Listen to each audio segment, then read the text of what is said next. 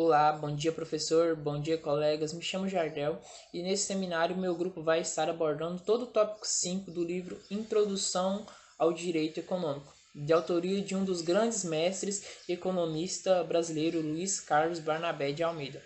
Portanto, vamos dar início ao nosso tema a ser apresentado, que é os sistemas econômicos. Sistemas econômicos são a união dos diversos elementos participantes da produção e do consumo de bens e de serviços que se satisfazem às necessidades sociais, organizando não só apenas do ponto de vista econômico, como também social, judicial e entre outros pontos também que podem ser abordados. E todos os elementos de um sistema econômico não são apenas pessoas, mas sim fatores de produção, trabalho, capital e recursos naturais. Define-se um sistema econômico como sendo a forma política, social e econômica pela qual organiza-se uma sociedade, englobando assim o tipo de propriedade, a gestão da economia, os processos de circulação das mercadorias, o consumo e os níveis de desenvolvimento tecnológico e da divisão do próprio trabalho. Assim sendo, os elementos básicos de um sistema, né? De um sistema econômico que forma. E o sistema econômico, para a gente ter uma melhor compreensão, ele tem três elementos básicos, né? Que são como críticas. O primeiro sendo ele o que produzir. Os estoques de recursos que são produtivos, né? Ou os fatores de produção que são os recursos humanos, o trabalho e a capacidade empresarial, o capital, a terra, as reservas naturais e a tecnologia. O segundo se trata como produzir, o complexo de unidades de produção que são constituídas pelas empresas. E o terceiro é para quem produzir, o conjunto de instituições políticas, jurídicas, econômicas e sociais que constituem a base de organização da sociedade. E quais são as funções básicas do sistema econômico?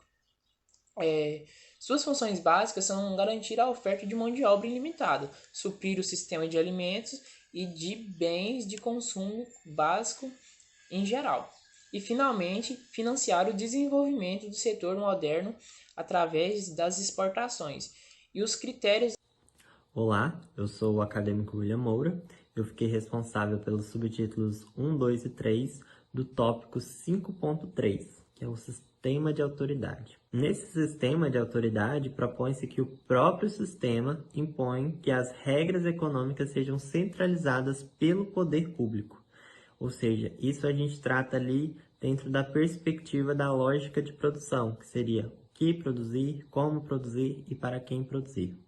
Nos subtópicos 5.3.1, que trata ali sobre o que produzir, esse o que produzir seria determinado por um próprio comitê central responsável pela organização desse como produzir, e isso seria determinado de acordo com as necessidades de produção e também de acordo com metas de produção.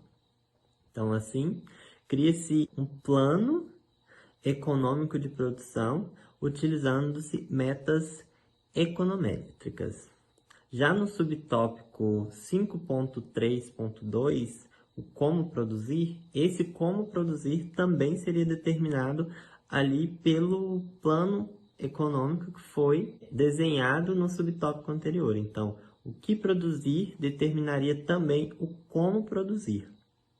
E na última parte, no último tópico, que trata sobre para quem produzir, está relacionado à distribuição das riquezas. Essa distribuição das riquezas estaria em duas vertentes. Ali, na primeira vertente, para aquelas comunidades relacionadas às atividades primárias de produção, que o próprio poder público ele iria promover o desenvolvimento por meio de cartões ou cupons de racionamento. E a segunda vertente está ali que o próprio sistema central, esse sistema que criou ali o como produzir, o porquê produzir, também iria determinar a distribuição dessa produção dentro do seu âmbito de organização. E foi isso. O primeiro sistema apresentado é o sistema de tradição. O autor ele vai definir a tradição como uma série de comportamentos praticados repetidamente por um determinado grupo social ao longo da sua história. E apesar desses comportamentos não serem imutáveis, as mudanças são praticamente imperceptíveis porque se trata de um processo muito lento. E uma característica dos grupos que utilizam esse sistema é que, na maioria das vezes, eles não visavam aplicá-lo na questão econômica, e sim como um meio de obtenção das suas atividades fim, que o autor cita como exemplo a religião, a dança, a guerra e o esporte.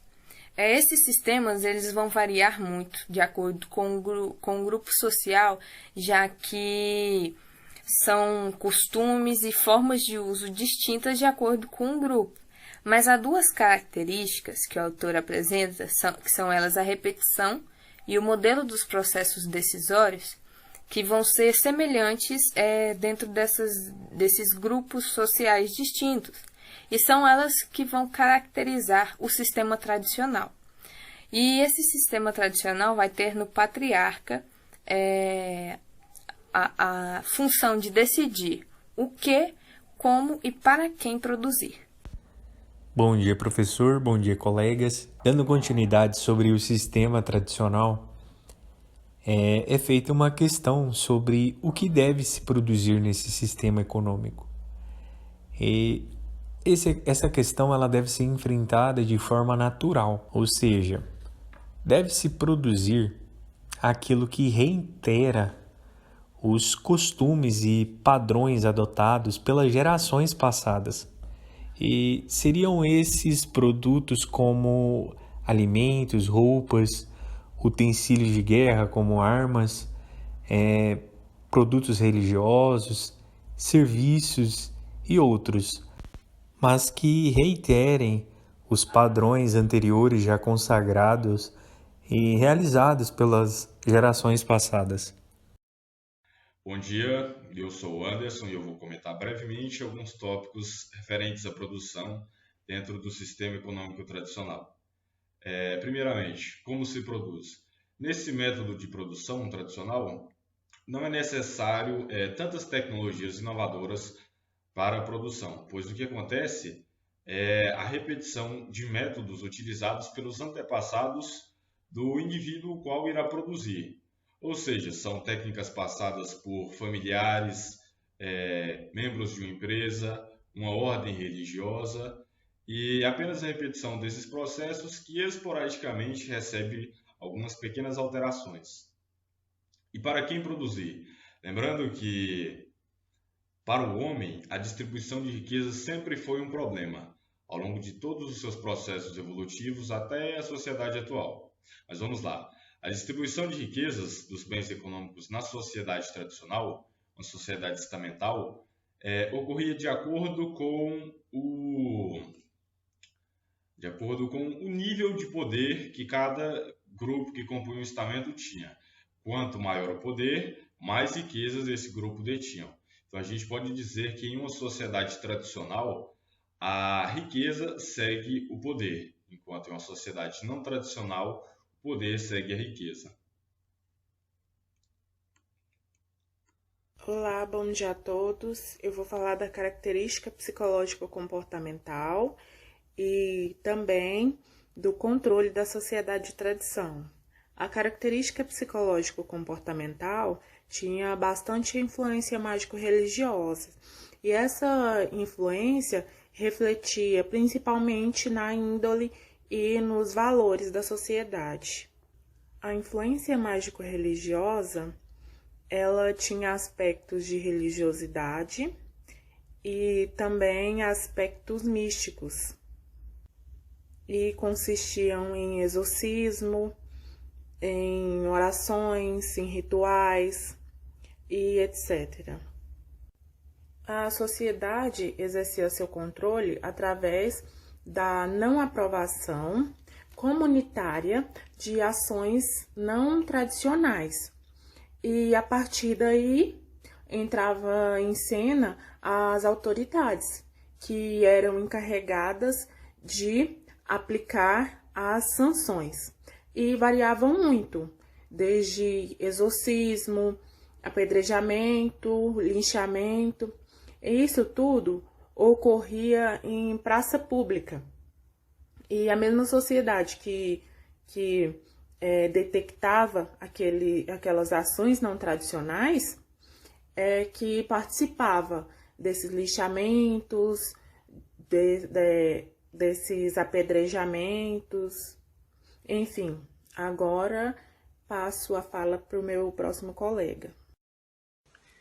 Bom dia, meu nome é Tiago e eu vou falar sobre o período predominante em que o sistema de tradição foi utilizado e também sobre o sistema de autoridade. O sistema de tradição foi utilizado pelo primeiro grupo social formado pela humanidade no seu processo de evolução e perdurou até a Idade Moderna. Na era medieval, eram amplamente aplicadas, sejam nos feudos, nos burgos, regimes marcados pela tradição. No entanto, vagarosamente se iniciava o processo de manifestação do mercado, representada pelas feiras no norte da Itália, de Flandres e de Champagne, onde dava início ao processo de comercialização, de finanças e o impulso para o começo do artesanato. Para a existência desse sistema, existem duas condições institucionais: a inexistência da propriedade privada, porque os recursos produtivos serão apropriados pelo povo a partir do poder político, e a impossibilidade da liberdade individual de escolha, porque essas escolhas também serão feitas pelo poder político. Agora eu vou falar sobre o sistema de autoridade. Esse sistema impõe que as respostas às questões econômicas sejam centralizadas pelo poder político. Por isso, esse sistema também é conhecido como sistema centralizado. É a demonstração histórica que, à medida que o homem aumenta suas necessidades, ele cria novas maneiras de atendê-las, inclusive modificando suas estruturas, tradições, sistemas e valores de todas as espécies. Bom dia, eu vou estar dando continuidade, né? Vou falar, o texto vem com perguntas, né? Então a primeira seria: o que produzir? Então é determinado por um comitê central, responsável pelas metas de produção, com base nas avaliações, né, das necessidades a serem atendidas, a qual pode ocorrer por meio de consultas ou outras formas de pesquisa. Então, se um único órgão toma essas decisões, então fica claro e subjacente que esse órgão tem planos, né? Portanto, esse sistema sempre será operacionalizado por um plano econômico, não importando sua simplicidade ou complexidade, utilizando projeções ecométricas. O comitê então responde pela coerência, consistência e encadeamento das diversas opções produtivas, ainda quando tomadas em níveis inferiores a ele, mas por delegação, né? Poderão chegar à unidade produtora, fábrica, fazenda, centro de saúde ou academia, né? E como produzir, né? Ele afirma que as formas técnicas de produção evidentemente integrarão o plano, né? E mais uma vez a sua escolha dependerá do comitê, da avaliação do comitê central econômico, né?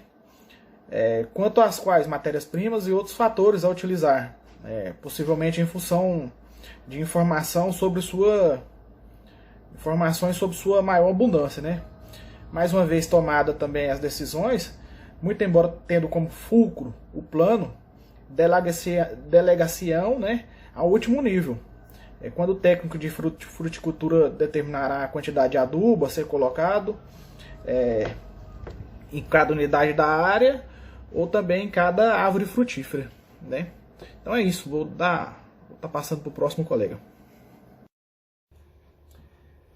Bom dia a todos, vou dar prosseguimento aqui na apresentação, falando um pouco sobre a característica psicológica e comportamental Trata-se de uma influência de conjunto muito amplo de valores de índole mágica e religiosos. Exemplo, a religião é praticamente que comandava questão de valores, ética, a tradição em si exercida. E já o controle, a sociedade exercia o controle por meio de não aprovação comunitária, ou seja, seria uma política de ações não tradicionais. Exemplo, o controle era a base, querendo ou não, base religião. Se um indivíduo agia de forma não tradicional, o que dava de condição, a autoridade aplicava sanções executadas normalmente por todo o grupo, de forma dura e cruel, como o exemplo, o apedrejamento, o exorcismo e o lixamento. Obrigado a todos. Bom dia, eu me chamo Iago Ferreira Santos e estarei falando agora sobre o histórico do modelo de autoridade. Bem, primeiramente, o modelo de autoridade ele já foi utilizado e já foi aplicado em diversos lugares, em diversos contextos, diversas épocas diferentes. Sendo que uma das primeiras delas foi durante a Idade Média, quando os senhores feudais usavam de seus feitos, de seu poder, que eles tinham, o seu poder local naquela região, para definir os meios de produção, definir como que seria produzidos, os produtos e as coisas que seriam produzidas, entre outros. Além da Idade Média, o modelo de autoridade esteve presente também no Brasil, principalmente durante a fase do Brasil colônia, onde onde os jesuítas criaram aqui na região sul e no norte da região da Argentina e no Paraguai e no Uruguai, as 7 povos das missões jesuítas, onde eram espécies de sociedades, onde os jesuítas faziam parte de uma espécie de governo, onde esses jesuítas tinham um poder administrativo e nessas regiões eles viviam com os nativos indígenas e nelas os jesuítas determinavam o que seria produzido, como seria produzido e como que seria, se seria vendido alguma coisa. Bem, além desses 2 exemplos, o modelo de autoridade já esteve presente também mais recentemente durante o século XIX, principalmente com as nações durante o apogeu das nações soviéticas. As nações soviéticas utilizavam do modelo de autoridade, onde era determinado diversas vezes, onde o governo determinava o que seria produzido e como seria produzido. Esse modelo, as nações soviéticas expandiram esse modelo para o mundo oriental, chegando atualmente até a China. A China hoje ela usa uma economia que ela se autodenomina um socialismo de mercado, onde tem traços do modelo de autoridade, com a presença bem grande do Estado na economia, mas tem sim uma certa liberdade para empresas fazerem comércio com outros parceiros comerciais a não ser o Estado. Bom dia a todos, eu sou a Jéssica e vou falar um pouco sobre o sistema de autonomia. Esse sistema ele tem um modelo com características inversas do sistema de autoridade, porque nesse caso existe uma separação entre o econômico e o político no plano das decisões, né? Isso quer dizer que as soluções econômicas elas estão entregues aos agentes econômicos, conforme o autor pontua. Esses agentes econômicos eles são compostos de unidades familiares e unidades de produção do governo, de outros países do mundo e as instituições internacionais.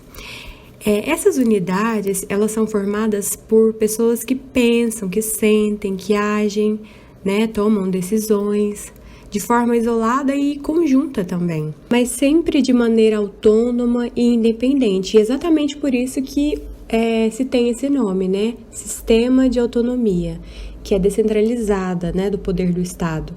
É também denominado pelo autor como sistema de mercado ou sistema capitalista. Bom dia a todos e a todas, e agora eu vou estar citando algumas das características do sistema de autonomia.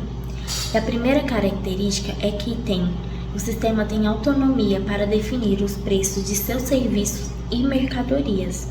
A segunda é que quem regula os preços é o mercado, baseado na livre concorrência. A produção de bens e serviços é regulado pelas leis da oferta e demanda. A maioria dos produtos produzidos são feitos pela iniciativa privada. E o sistema também tem autonomia para definir o funcionamento ou abertura de outras empresas com pouca interferência do Estado. No tópico para quem produzir, o autor coloca que é uma das questões mais difíceis de ser equacionada, visto que nos países de primeiro mundo as questões o que produzir e como produzir, elas já foram respondidas. E nos países com baixo grau de desenvolvimento, ela é uma questão de tempo e de consciência política. Mas a questão de para quem produzir não foi solucionada nem pelos países desenvolvidos. Bom, a renda de cada unidade familiar, ela depende do tipo de fator econômico que ela oferta, vende ou aluga, no mercado de recursos produtivos em relação à procura, à compra, realizada nesse mesmo mercado pelas unidades de produção, as empresas. Ou seja, é no encontro da oferta e da procura que é determinado o preço e, consequentemente, será o total das rendas das unidades familiares. Ou seja, uma família que detém fator ou fatores de alta utilidade e razoável escassez, ela terá uma renda muito alta, desde que a unidade de produção assim considere quando for exceder a demanda. E quando o recurso for abundante em relação à oferta, o preço será baixo e, consequentemente, também assim será a renda, como é o caso da mão de obra não qualificada. É com a renda recebida que as unidades familiares irão demandar os bens econômicos para atender às necessidades no mercado de bens e serviços, em que a oferta agora é exercida pelas unidades de produção. Ou seja, quanto maior for a renda, maiores serão as quantidades de bens econômicos que as unidades familiares obterão. E assim, menor será a escassez.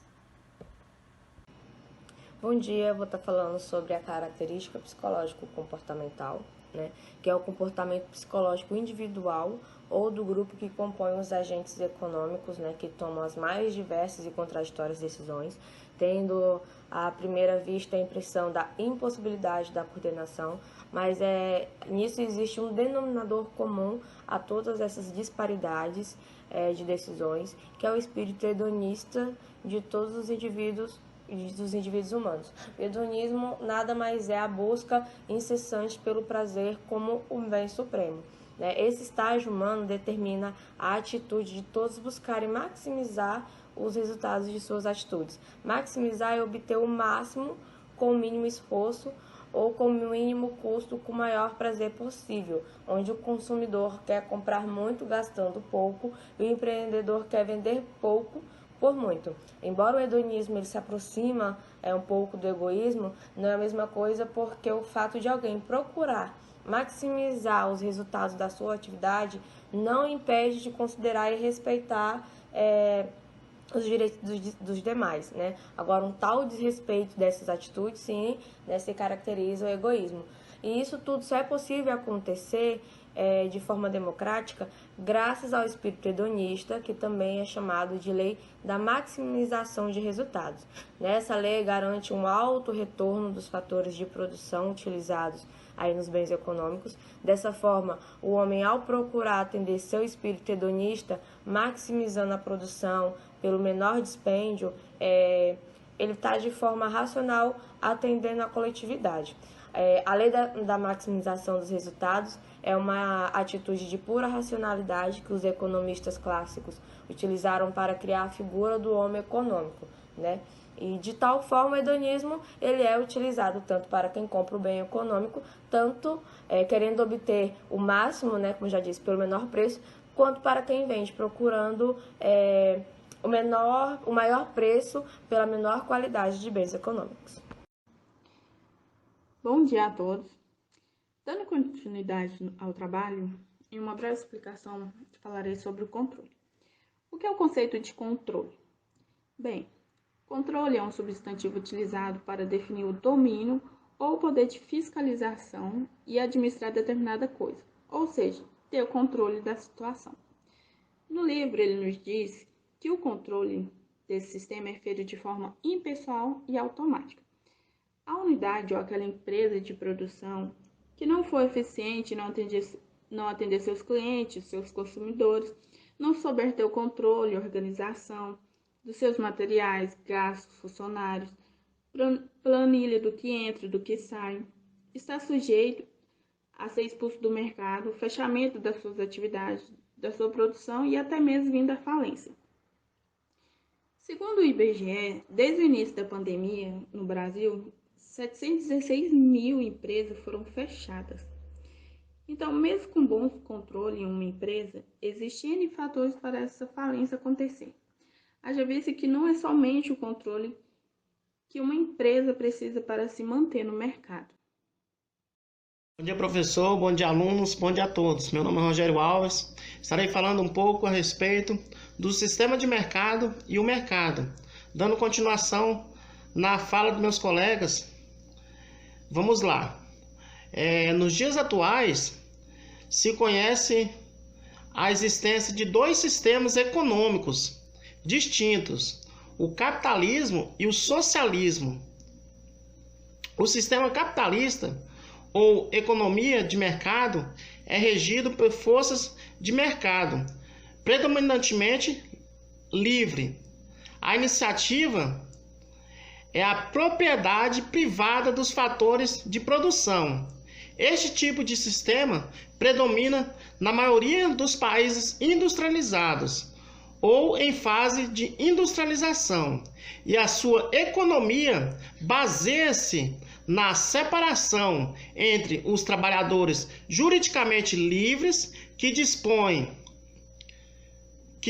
apenas da força de seu trabalho e a vendem em troca de salário, e capitalistas, os quais são os proprietários dos meios de produção e contratam os trabalhadores para produzir mercadorias bem dirigidas para o mercado, visando a obtenção de lucros. Obrigado.